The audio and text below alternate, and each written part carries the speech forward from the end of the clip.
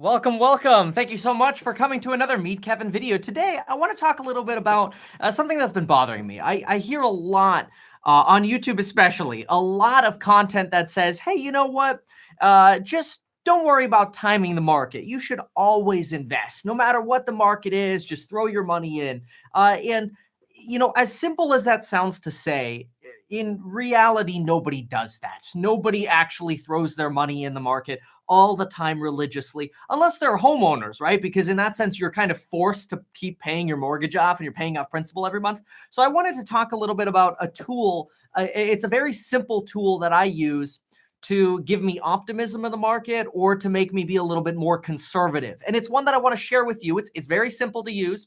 And so I think if you use this and kind of put this in your toolbox, it'll help you out a lot as well, be more confident in your deals, or be more nervous when you're supposed to be more nervous. Again, the argument is the poor are, say to themselves, oh, we're always going to invest. We're going to invest religiously, but then they don't. And oftentimes it's the rich that are the ones kind of looking for opportunities when there's blood in the water, right? We've all heard the quote before, be fearful when other people are greedy, be greedy when other people are fearful, right? So what we're going to do is I'm going to show you exactly what not to do, in my opinion, when it comes to investing, especially using real estate data, which surprisingly, if you use real estate data to help you, you can also kind of get a feel for maybe which direction the stock market might be going as well. I'll show you what not to do, but then you'll also get a feel for what to do so you can kind of get the direction that real estate is heading before other people know about it. So I'm going to show you, first where you can get information publicly and then where you can get information a little bit more covertly, which is actually going to kind of help you have an edge on all of your competition because nobody does this, but it's really easy data to get. So the first thing we're going to again start with is what not to do. So I'll share my screen here. And the very first thing not to do is, and we will use partly Redfin's data center, but the first thing not to do is look at the macro. When you look at sort of, which is now, there we go. When you look at the sort of macro of all of these squiggly lines that were in the thumbnail and you kind of try to zoom in a little bit and you're looking at all these different counties and all this, honestly, all it's going to do is confuse the crap out of you. So if you're looking at graphs and data and you're trying to get trends and things like that, it ain't going to work. You're going to lose your mind. This is bad. Remember, my goal is to give you two very, very simple places to look and then a place you can cheat to get data that nobody else has, which is freaking awesome. I certainly love it. Helps me make my videos. But anyway, another thing that I don't like looking at a lot or sort of inventory trends in the macro, because watch this. Look at the screen here. The ups and downs in housing inventory are mostly seasonal. So they're not really a big deal, in my opinion. They're not things that I really try to focus heavily on. There's something more important than inventory that I try to focus on. You'll see these things like price per square foot. To me, this is a bunch of baloney anyway. Honestly, anybody that's in the real estate investing course knows not to use price per square foot. More people get screwed using price per square foot than any other metric because they think they can adjust the value of their properties or their their comps and their flips and their wholesale deals using price per square foot. Newbies use price per square foot unless you're talking like office and commercial. Okay, you don't use price per square foot in this stuff. So, and then, homes sold, home sales, stuff like that doesn't matter. Home sales up, builder starts, things like that going up, down. That stuff doesn't matter. But now I'm going to show you exactly what is important. And this is where you can cheat. This is where you can get a sneak on what's going on in the marketplace before anybody else does. And this is what I love. So the first tool that you have to use is you have to look, and this is pretty much, realistically, you could only use this one to be okay. Median sales price data in only your county. That's it. Don't look at anything else. Because remember, at first, we saw all these like crazy squiggly lines that kind of looked like this. But then when we jump in and we look at, let's only look at LA, look at what we got now. We got something we can actually work with now. We have actual, ups and downs that we can analyze. And when we kind of zoom in a little bit closer to see what's been happening in the last 2 years, we really get a good picture. I'll have to reload that in a sec. We really get a good picture for what's happening locally. And the way wealthy people sort of extract median home price data to help them make decisions is kind of like this. I'm going to show you this here. We'll pull this up. It's certainly something that I do, and day traders do this a lot in stocks. So you could say this is kind of taking a little bit of like the day trader playbook. We'll answer some questions here in the live stream in just a second, but this is something that I really enjoy. So again, median home price data. That's it. Forget all the other crap.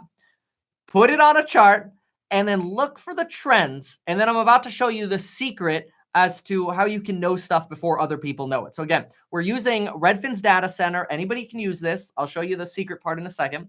And now I'm going to jump on over here to show you this. I'm going to disappear for a sec, but watch this.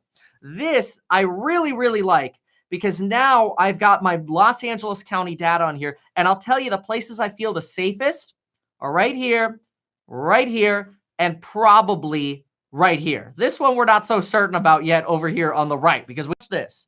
When the market is doing this straight up shooting here, it's a little bit more concerning because you know at some point it's going to flatten or slow down again. So I like these resistance levels that we get where the red is. That's really valuable, in my opinion, having those resistance levels, because when you have those, you start realizing, okay, this seems to be where people trend. That gives me comfort. But let me tell you what doesn't give me comfort. And that's when I look at some of the data that we have going on right now for August. So this stuff that I just showed you is July data. It goes all the way, from the last 2 years up to July of 2019. And just to sort of compare, what you can do is, this is where you need sort of a real estate agent to help you out. And this is the value of having a really good agent in your circle. Watch this. You jump on in here. The median home price sales data is right here, 650,000. That's the median sales price in Los Angeles County, which there's a ton of data to be had. But you'll see Los Angeles County sold data between July 1st and July 2019. We know it's 650,000. Great. So what do we do now to know, okay, should we be aggressive? Like, how should we be feeling? Well, this is where you can get the information that nobody else really looks at. You ask your agent when the month is halfway over. Right now it's August 20th, so it's a little bit more than halfway over. You ask your agent to run the data for the month that you're in right now. And then you can get a sample as to what's going to happen to those graphs in the next month. So, and this is, I'll tell you, this is what the wealthy investors do this to know. Should I be flipping right now? Should I plan to rent? Should I plan to sell? Should I plan to hold? It's a lot more of a volatility business, but if you're interested in that, this is, in my opinion, the way to do it. You look at median home sales data. I'll give you one other piece of data, but watch this. We're going to look here, August 1st to August 20th. Watch here. There we go. At the top here, you'll see August. Hold on. I pulled up the Ventura. Hold on. Wait for it. Let me pull up LA really quick because it's so worth it.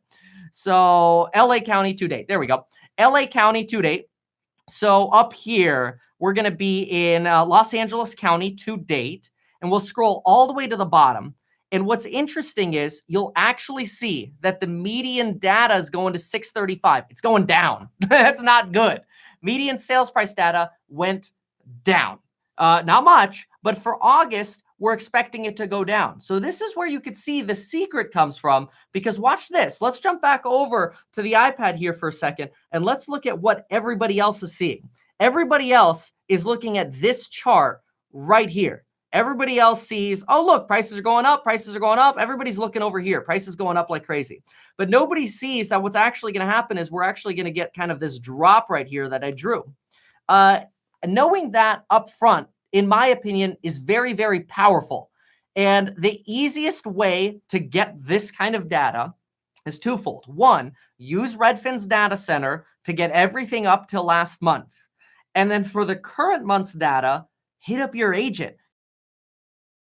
Now, all of a sudden, I know this information, and you, because you're watching this video, 10 to 20 days before anybody else, because Redfin doesn't update it like September 1st. The August data is not going to be there. It usually takes them a week or so to put it up anyway, from my experience. So I oftentimes use this sort of median home price data to help me understand, okay, what kind of trajectory are things going in for the market? Should I be nervous or not? I did that a lot last year in 2018, where in the summer we saw prices all of a sudden start plummeting around May, June, July. And I thought to myself, uh-oh, I do not want to be buying right now. Wait until sort of the dust settles, because things felt like they were in a free fall. And they were, because the data was showing that. The leading data was also showing that by searching sort of the sales in the current month. And that helps you, in my opinion, avoid making mistakes. The same thing is what happened at the end of last year when I said, hey, it kind of seems like we're bottoming out a little bit. It seems like median home prices are kind of hitting the bottom and they're kind of bouncing along the bottom. And I recommended this could be a really good buying opportunity, which it ended up being a really good buying opportunity, because now prices are probably somewhere around 7 to 8% higher than they were at the end of last year. So little tricks like that. I thought I'd share that. Now, I do have one more bit of data for you. And then what we're going to do is I'm going to answer some questions here in the chat. So one more bit of data for you to take with you is another piece to look at is days on the market. When you look at Redfin's data center, you can search days on the market. This can be a good tool, but it can be a little funky. You're really looking for massive changes here.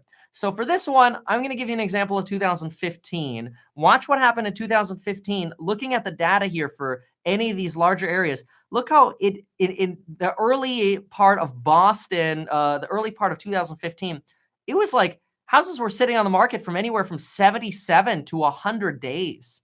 And you had this massive shift to where all of a sudden the marketplace had houses sitting on the market for 10 days to 30 days as a high.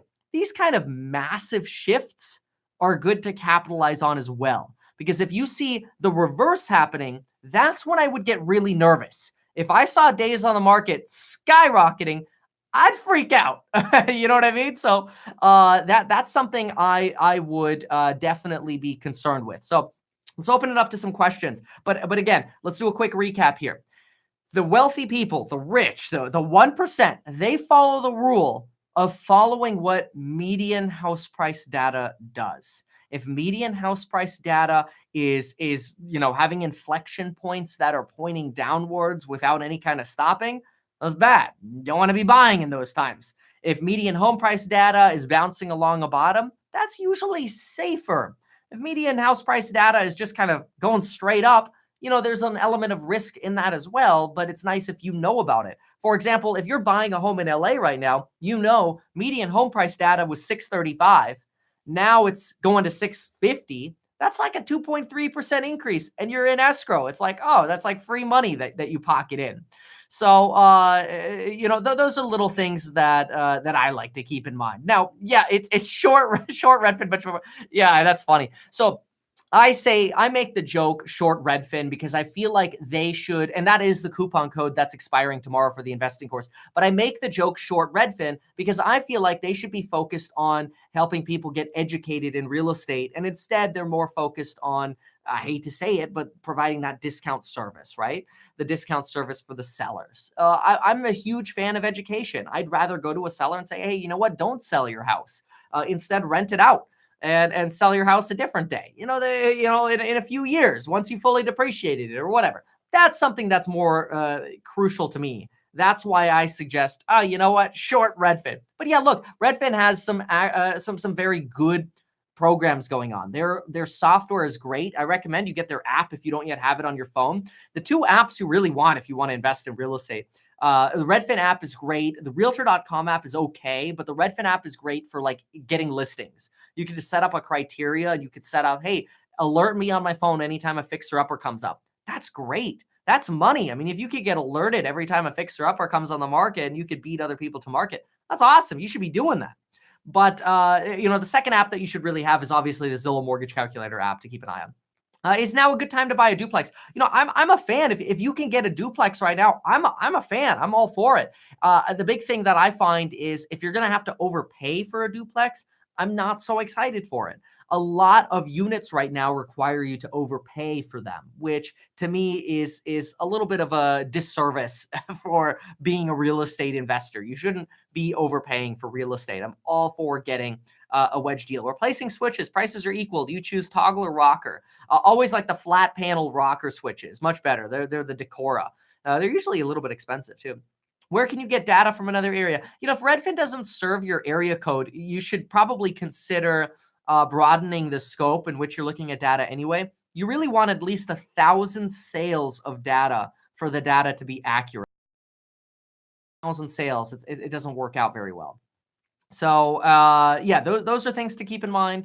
And yeah, I mean, it always depends on where you are. Absolutely. So somebody here asks, I'm about to enter medical school with my wife entering law school. We would very much like to invest in real estate. However, how would you recommend we get started after school? The nice thing about getting started after college is you could realistically buy a place the day you graduate and get a job, because you can apply your work experience from college to qualifying for a mortgage, which is awesome.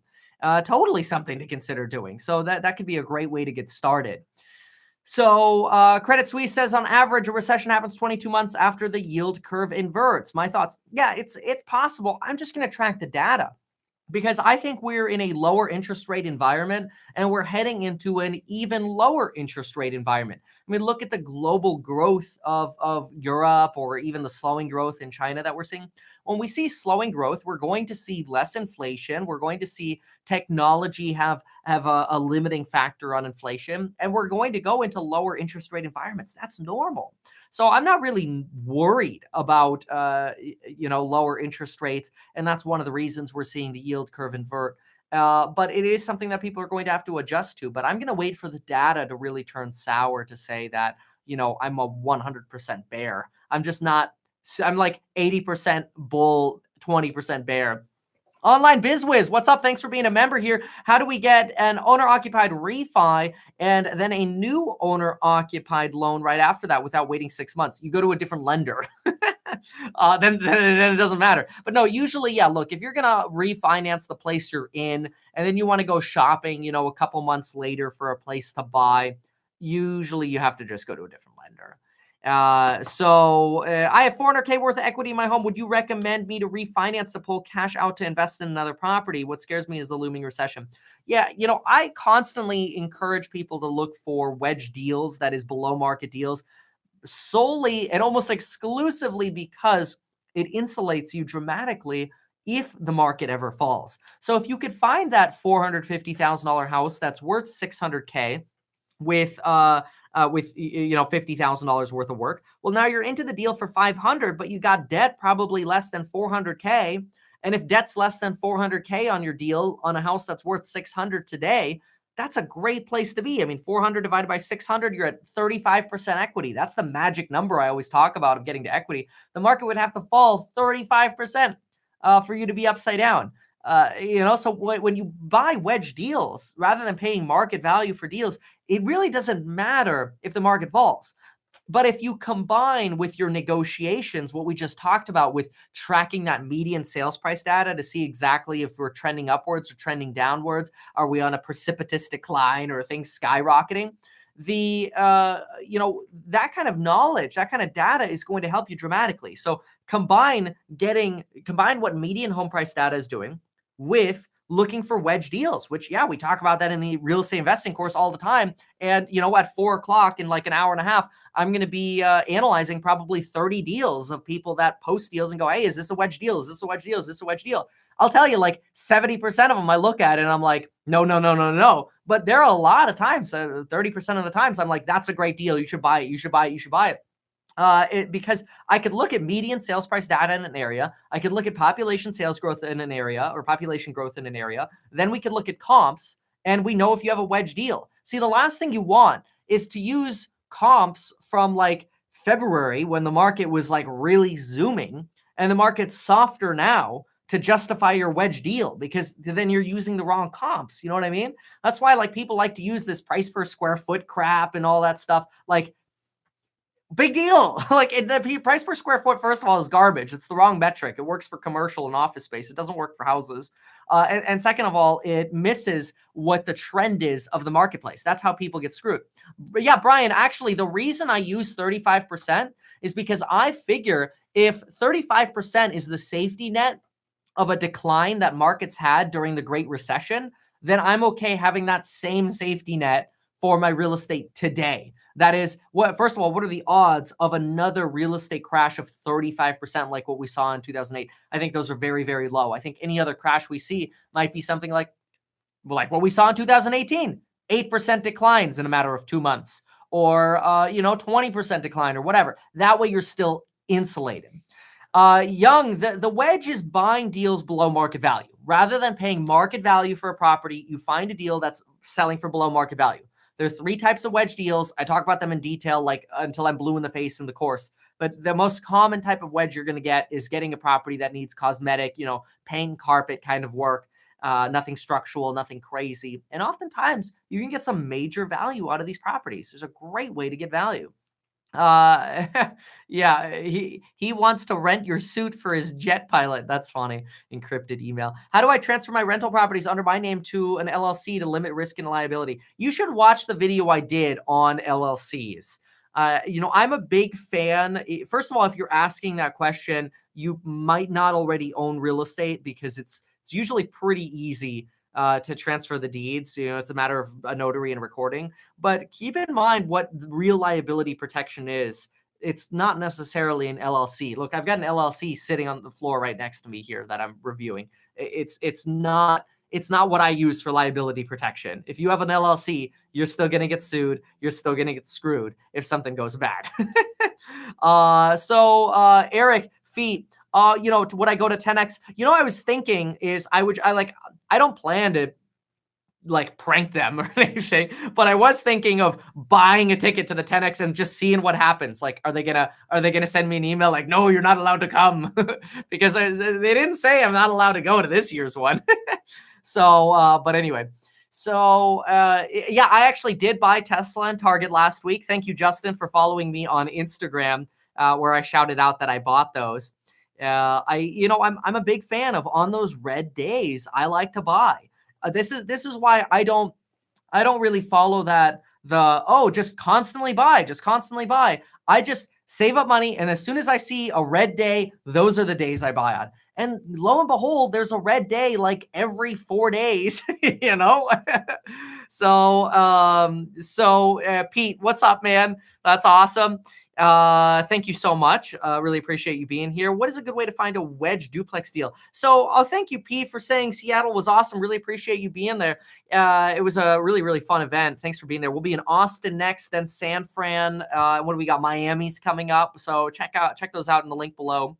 So what was the question here? What's a good way to find a wedge duplex deal? So duplexes, you usually have to find either a mistake in the listing, or you have to find something like obscenely below on market rents, which might end up being rent controlled, which is bad. But it's a lot harder. I mean, I'll tell you, you could probably find 20 cosmetic wedge deals for every one wedge multifamily deal you find. That's usually why I'm not that big of a fan of suggesting when people start. Like everybody, when they start, they go, "Oh, I want to buy a 4-unit apartment building so I can rent out the other units."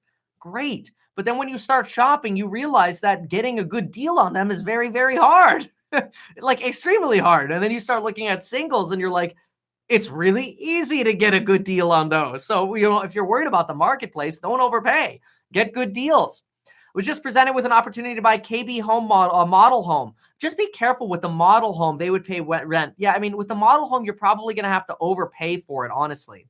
So I don't think Grant Cardone hates me. No, I think we disagree certainly on maybe like 10%, 20% on, sales principles and real estate. But I think we're both very pro real estate, honestly. We probably have more in common than we have as a difference, quite frankly. So does everybody notice that monthly sales are declining, price follows? Well, Money Maven, I think you may have missed the early part of the live stream where I was actually pointing out that, yeah, median sales price data for August is down, slightly. So these are just things to keep in mind. And so when you're on those trends up or down, they're definitely things to watch out for. And so we want to watch what direction things and how precipitously things are going up or down. I will tip you if you interview Robert Kiyosaki. Set it up, man. Got your realtor course. What do you think about a commercial agent? What do you think about starting out as a commercial agent? We actually have a lecture on being a commercial agent versus a residential agent. So thanks for just joining. But yeah, there are a bunch of lectures on exactly that. We've got our real estate agent live stream again tomorrow. Probably same thing around 4 p.m. So feel free to come to that and I'll talk to you in person. Not that many people, by the way, come to the real estate agent live stream. So it's almost like one-on-one mentoring if you come to those. Jiffy, don't worry. I'll be reposting those. Really, really good information on tracking the market and seeing what's happening. Do I prefer? I don't necessarily like people think I solely am married to the idea of single family over multi-unit. I treat them equally. Like I think they're both great investments. I just look and say, if I'm going to pay $600,000 for a duplex and it's worth $600,000, great. I'll get my cash flow. I'll milk it, whatever. But if I had $600,000 to invest and if I could just spend 450,000 of it and get a place that's worth 600, well, then I'd rather do that. So if I could get below market multifamily deals, I would do it all day long. If I could get residential single family under market value, then I'll do that. That's funny. Good one, Bizwiz. When selling a home, how long do you recommend before lowering the price? 2 weeks, honestly. And if you're properly marketed, photography, marketing, everything has to be right. But you really should ask yourself, why are you selling? I think that's the big question we should always ask ourselves is, why are we selling real estate? We should be holding on to real estate and not selling. And of course, it's possible to start in California with 20K. Absolutely. The graphs we pulled up were the Redfin housing data graphs, which I know the coupon code for the real estate investing course and the agent course link below is short Redfin. I did extend that, by the way, because I was traveling and I couldn't respond to a lot of your Instagram DMs. So yeah, stay tuned. Sorry, I'm going to get back to a lot more Instagram DMs here shortly. But I have $3.3 million home, but haven't worked in the last 2 years. 3.3 all paid off. How do I tap into the equity without a job? Kevin, the only way you would be able to do that is realistically using hard money, but I would be careful. I mean, I would ask yourself, like, do you have cash flow that you're living off? Can you get another job? I wouldn't want to go into debt without having a job. That's my big safety net. My big safety net is saying, hey, look, you know what? If I need to go sell an extra 2 houses to pay for some loans, I can do that.